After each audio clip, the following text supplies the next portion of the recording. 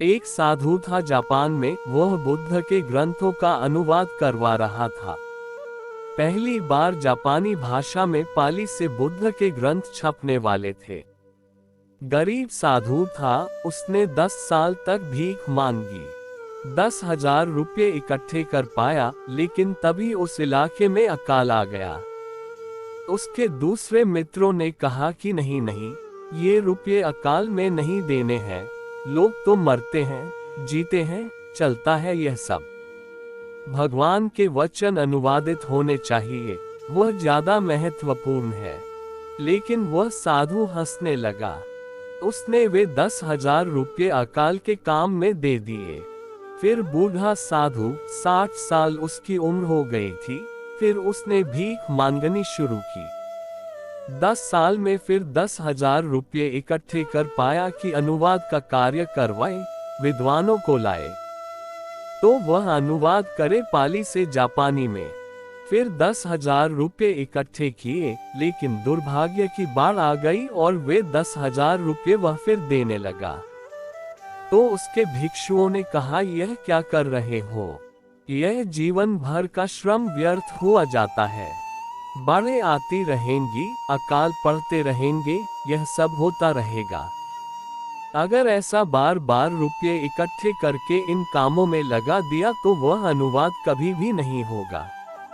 लेकिन वह भिक्षु हंसने लगा। उसने वे 10,000 रुपये फिर दे दिए। फिर उम्र के आखिरी हिस्से में 10-12 साल में फिर वह 10-15 हजार रुपये इकट्ठे कर पाया। फिर अनुवाद का काम शुरू हुआ और पहली किताब अनुवादित हुई। तो उसने पहली किताब में लिखा, 3rd एडिशन, 3रा संस्करण।